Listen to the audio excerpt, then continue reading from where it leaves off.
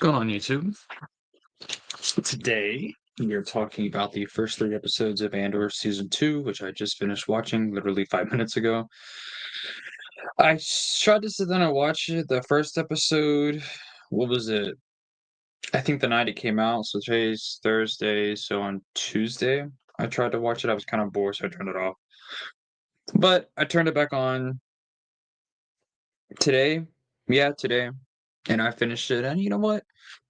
After sort of refreshing my memory with the first season and then kind of reading some things about the episodes after I watched them today. You know what? I'm enjoying it. I think it's actually pretty good. Um, I think it's hard for me to like get into the show because there's a lot going on. There's a lot of characters that I'll be honest with you, I don't remember from the first season. I don't remember what they did in the first season because I was just bored in the first season. I mean, I'm just not gonna lie about it. I mean, but this show, I mean, it's not lightsabers. It's not traditional Star Wars. It's very different from other Star Wars. But at the same time, when you actually kind of pay attention, I guess it's actually pretty interesting. Um, I think that I see some of the details I don't remember, so I'm gonna have to look this up here. Um,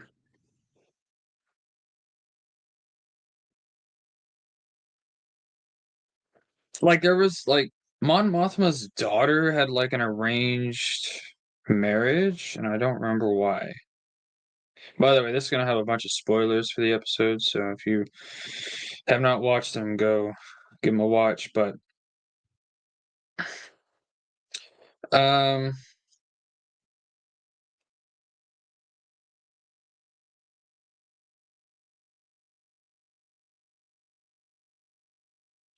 trying to look this up here. Like, why does she have an arranged marriage? I don't remember.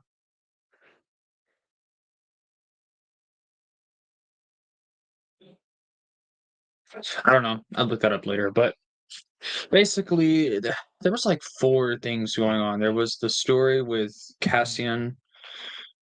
There was the story with Cassian and then that like rebel group that he got entangled with. There was the stuff on Chandrilla with Mon Mothma, Luthen, Take-Homa, um, the arranged marriage on Chandrilla. There was the stuff with Dedra and Cyril. There was the story on I don't remember the planet's name, but it was Bix and what was the dude other Bassa, Brass or something like that, whatever his name was. I don't remember his name. And I've actually kind of noticed that um Gilroy, whenever he writes stories, or at least Star Wars stories, for some reason I don't remember his characters' names. I don't know why. I don't know if it's I just don't know why. I don't know why. I don't know what it is. I just don't remember his characters' names. But I'm gonna have to go back and watch the first season because rewatch it. And I think that you know what, that's a good thing. I think it's a good thing when a story is that different than what you're used to that you have to actually go back and rewatch it to get all the details again. That's a good thing. I mean, I think what I can definitely say about Gilroy and his stories that he's done for Star Wars so far is they're very complex and they're so different than everything else that we've seen. And I think that's what I like about him. That's what I like about his stories. I think the first word that comes to my mind is creativity. His stories are extremely creative, and you just don't see that in other people's Star Wars stories anymore. You saw it in the EU, you saw it all the time, but you don't see like Gilroy's stories being like that. Or you do see Gilroy's stories being like you don't see other people's stories being like that. So bravo on Gilroy. And I think this is an example of when you bring in other talent, when you bring in people who I know Gilroy is technically not new to Star Wars, but compared to Filoni, he is still new to Star Wars. So, when you bring people in like that, I mean, just imagine if all the Star Wars shows that Disney has put out for their new canon, if they had the quality that Gilroy had. Imagine if you had Gilroy quality storytelling, but you're telling stories post Jedi. You're telling stories about, the New Jedi Order or about the New Republic or Mandalorians or I mean, whatever it is, whatever the case might be. I mean, I did not, watching these episodes, I don't understand everything that was happening because I'd forgotten so much from the first season. But what I can tell you is it's good. It's very good. It is very good. It is it's something that, you know, and it's a shame because you're gonna have all the bigger YouTubers talking crap about this show. But I mean, it's really not that bad. I mean, I know I didn't. I feel like now that I'm looking thinking back over, I don't think I gave it a fair shake. I didn't for sure because I didn't watch all the episodes. I watched like 10 minutes and turned it off. I was that bored. But you know what? I liked it. I like it. I like it a lot. I think it's interesting. It's a very. It does remind me of a kind of story that you'd see in the Bantam era. If I'm being honest. Um, and that's a good thing. That's a good thing. Um, yeah, it's Andor is definitely the best Star Wars show. I mean, it's or at least live action Star Wars show. And in terms of animated, I mean, I don't know about that one, but yeah, it's pretty good, man. It's pretty good. I like it a lot. I think uh I think what I liked about it was at the one of the things I liked about it was the first two episodes. Well, yeah, the first two episodes, Cassian is stranded on a jungle planet. We don't know what jungle planet it is, but you didn't really even think, at least I didn't. It ended up being revealed to be Yavin 4, and you're like, what? I had no idea it was Yavin. I didn't even consider it being Yavin, so that was pretty cool. The TIE Avenger is in it. Now, I have a feeling this was an EU ship. I too. Yeah, it is an EU ship, the TIE Avenger. Yeah, where did it come from? Let's see here. I'm looking up on good old Wikipedia. It comes from Star Wars TIE Fighter, and then Star Wars X-Wing Alliance, and then X-Wing versus TIE Fighter. Nice. That's pretty cool. And of course, it does have a lot of, Star Wars Insider stories and Essential Guide to Warfare. It's in that. It's in a gamer book. It's in the Far Orbit Project, which is a Western game story. It's pretty cool. Yeah, that is really nice. See, I don't mind. People can say, "Well, I thought you hated EU stuff in the new canon." I don't mind ships and stuff being the new canon, or planets, or alien species, or things like that. It's really the characters. Now, I mean, if it's like a minor character, I can get over it. But bigger characters like Thrawn, like Margie, I know Margie has been brought into canon yet, but Dirge, you know, when it comes to those bigger EU characters that have a hell of a lot more of an impact than, I don't know, a character from the Mos Eisley Cantina. Yeah, I mean, yeah, I mean, with those particular characters, they're actually created for the EU, specifically for the EU in the context of the EU, and when it's kind of taken out of that and put somewhere else, it doesn't work. But I don't mind that the TIE Adventures canon now. Well, I'm sure I think it probably already what. Oh no, it wasn't. Andor was the first thing to actually canonize it. Nice, nice, nice. That's pretty cool. Pretty cool indeed. It's not a TIE Interceptor for people wondering. It's a TIE Avenger, which is based. Well, yeah, it was. The manufactured prototypes of the TIE Advance 1 inspired future evolutions of starfighters, which resulted in the creation of the TIE Interceptor and the TIE Avenger. So they were closely related. I mean, obviously, they look the same. Obviously not exactly, but it has the same general principle. That's pretty cool, though. I think that's kind of a cool nod. The TIE Avenger. but it's actually a type of TIE Advanced. At least in the expanded universe, it was. But I like that a lot. I think that's really cool.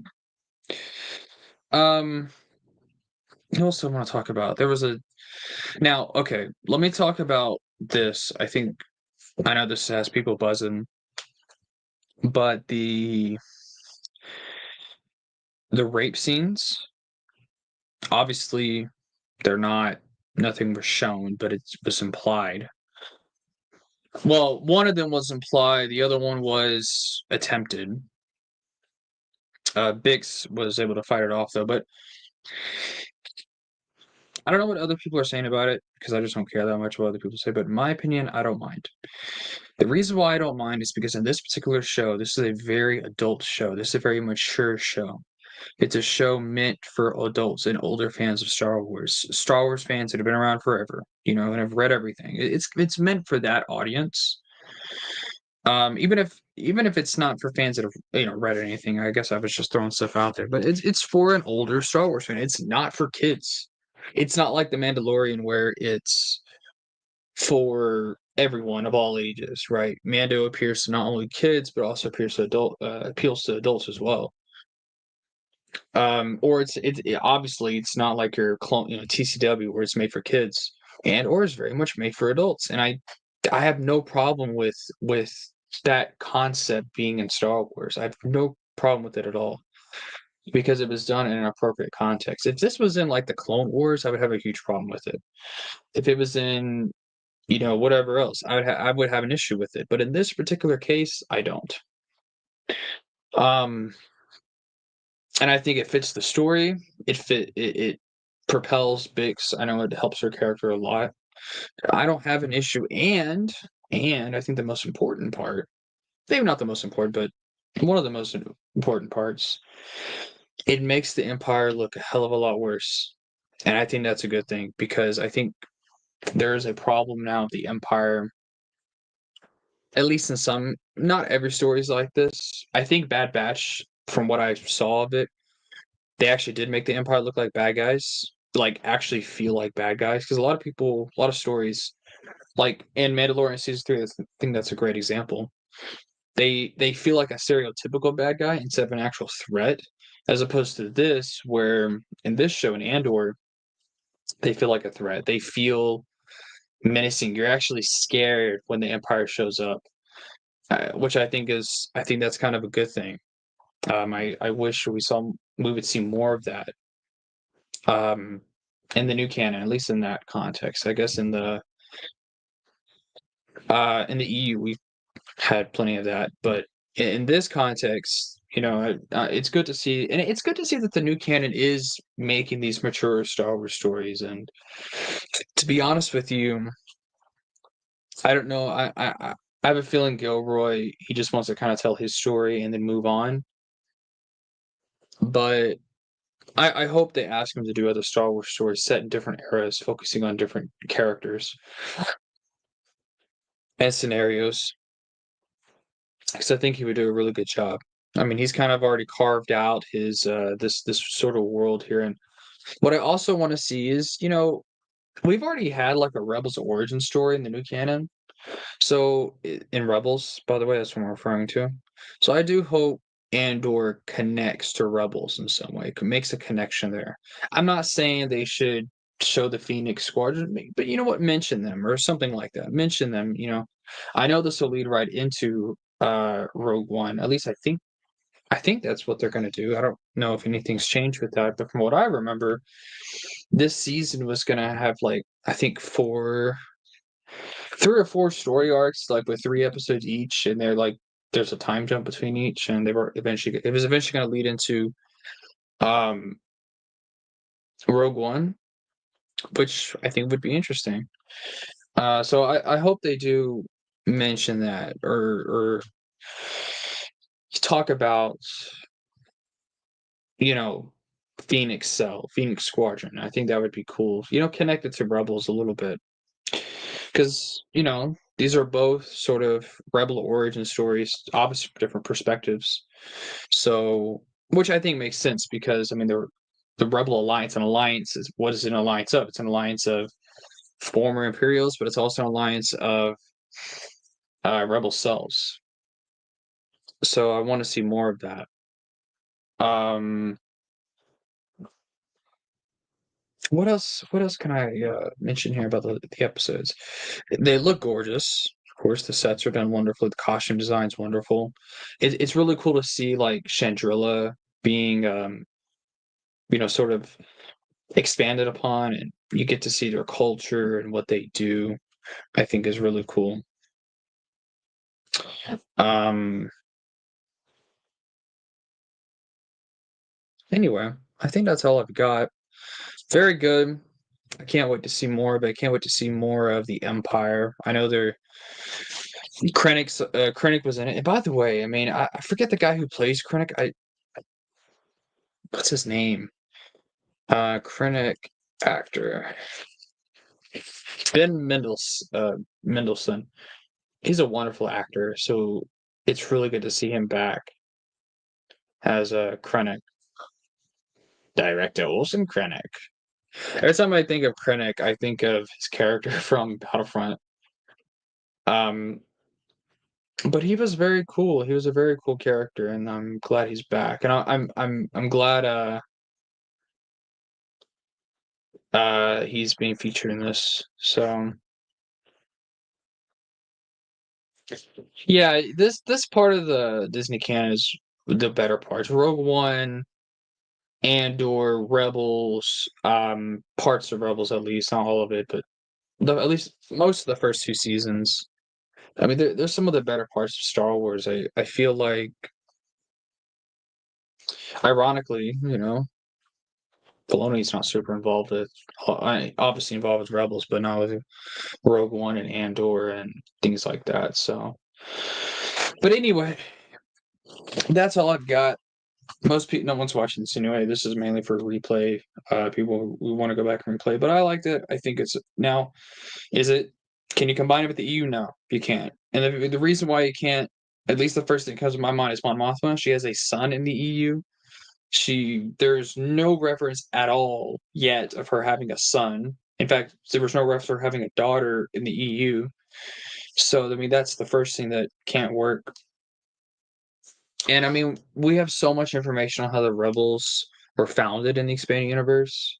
It's almost like how could they try and insert this story into it? It's like it's not meant to be an EU story. That's the thing, and I don't. People don't seem to understand that. I'm kind of going on a rant here, but whenever you take characters from the EU, put in the Disney canon, and then try to take Disney canon characters and stories and try to put in the EU, either way, it doesn't work. And the reason why it doesn't work is because you're like taking stories from one continuity, where it's meant to be in that continuity, and then trying to put it in another continuity where it just doesn't fit because it's not made for that continuity. And that's what people don't seem to understand about that. So because people, whenever I tell people Mara Jade will not fit in the new canon in any context, would she be able to fit? Well, people are like, well, what if we just change this and just change that and change this and change that? And it's like, well, at that point, it's not Mara Jade. Because if you're having to rip and pick her apart in order for her to fit, I mean, that's not Mara Jade at that point. That is a bastardized version of Mara Jade. And it's bastardized because she wouldn't fit otherwise in the new canon.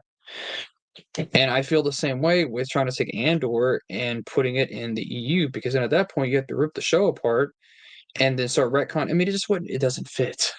And I say that with everything else in the new canon. It just does not fit. It's not supposed to fit, and that's okay. Enjoy it as a new canon story. There's nothing wrong with that. I know I've been pretty critical of the new canon, but a lot of it has to do with Filoni because he's been making most of it.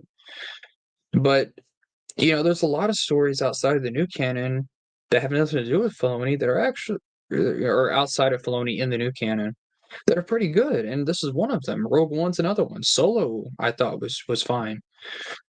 Um, Mando season one, that was I know Filoni had a little bit of involvement, but nowhere near as much as what he did in later seasons. So, anyway, no more Filoni rant. I thought these episodes were very good. Can't wait to see more. Thanks for watching.